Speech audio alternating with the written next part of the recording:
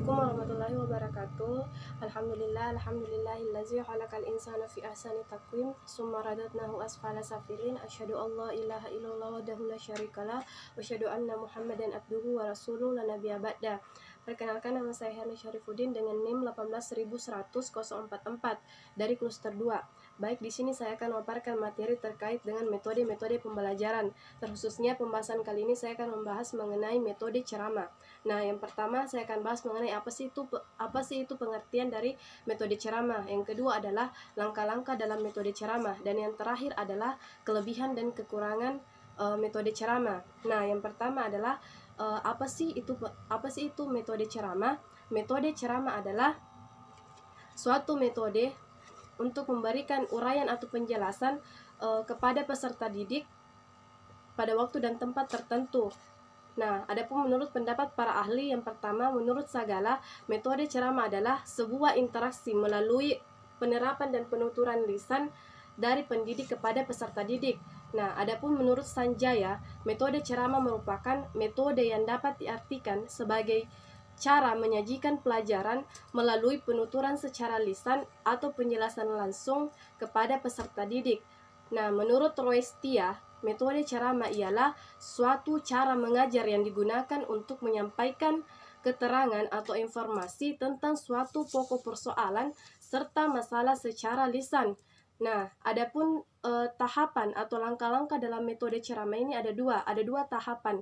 Nah, yang tahapan pertama adalah tahapan persiapan yang meliputi 3 hal. Yang pertama adalah kita harus merumuskan tujuan yang ingin dicapai dalam metode ceramah ini. Kemudian yang kedua adalah menentukan pokok-pokok materi apa yang akan disampaikan kepada peserta didik.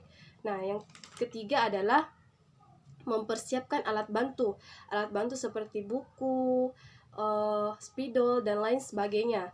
Nah, tahapan yang kedua disebut dengan tahapan pelaksanaan yang meliputi juga 3 hal. Yang pertama adalah tahapan pembukaan, yang kedua adalah tahapan atau langkah penyajian, yang ketiga adalah langkah mengakhiri atau menutup. Nah, langkah pembukaan ini merupakan langkah yang paling menentukan keberhasilan dari suatu proses atau pelaksanaan dari metode ceramah ini. Nah, adapun dalam langkah atau tahapan pembukaan ini meliputi beberapa hal. Yang pertama adalah meyakinkan siswa untuk memahami tujuan yang ingin dicapai. Jadi kita harus meyakinkan dulu peserta didik bahwa tujuan yang ingin dicapai dalam metode pembelajaran ini adalah seperti ini. Nah, kemudian yang kedua adalah lakukan langkah persepsi atau menghubungkan kembali materi yang lalu dengan materi yang akan dipelajari nantinya. Kemudian langkah penyajian. Adapun langkah penyajian ini meliputi, yang pertama adalah menjaga kontak mata secara terus-menerus kepada peserta didik. Kemudian yang kedua, gunakan bahasa yang komunikatif atau bahasa yang mudah dipahami. Kemudian yang ketiga adalah sajikan materi secara sistematis atau tersusun. Kemudian tanggapilah respon siswa dengan cepat.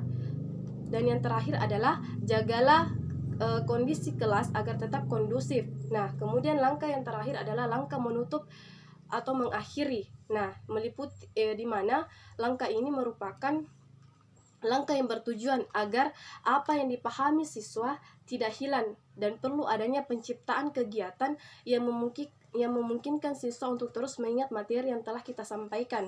Nah, adapun langkah-langkahnya, yang pertama adalah membimbing siswa untuk merangkum materi pembelajaran. Kemudian yang kedua, merangsang siswa untuk menanggapi materi yang telah dipelajari. Dan yang terakhir adalah melakukan evaluasi untuk menguji sejauh mana kemampuan siswa memahami materi yang telah kita sampaikan.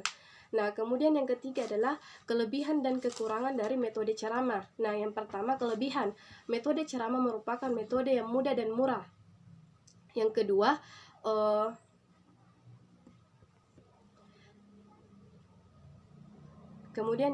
metode penyajian dari metode ceramah ini lebih luas. Kemudian organisasi kelas dengan menggunakan metode ceramah ini bisa menjadi lebih sederhana. Nah, berbicara mengenai kelebihan, tentu ada kekurangan. Nah, adapun kekurangan dari metode ceramah ini, yang pertama adalah pengetahuan yang nantinya akan diketahui atau dimiliki oleh peserta didik hanya terbatas pada apa yang dimiliki oleh si pendidik atau apa yang telah disampaikan oleh si pendidik. Kemudian yang kedua, metode ceramah yang tidak disertai dengan peragaan akan mengakibatkan terjadinya verbalisme. Yang ketiga, seorang pendidik yang tidak memiliki seorang pendidik yang tidak memiliki kemampuan bertutur kata yang baik atau tidak memiliki retorika dalam berbicara itu akan terkesan atau terlihat monoton dan membosankan bagi si peserta didik. Nah, yang terakhir adalah dengan metode ceramah ini sangat sulit untuk mengetahui secara keseluruhan apakah siswa sudah paham terhadap apa yang kita sampaikan atau belum. Ya, mungkin itu yang sempat saya sampaikan, dan tentunya masih banyak kekurangan. Apabila ada kata yang benar itu datangnya dari Allah Subhanahu wa taala, dan apabila ada kesalahan atau tutur kata yang salah itu datangnya dari sang pembicara.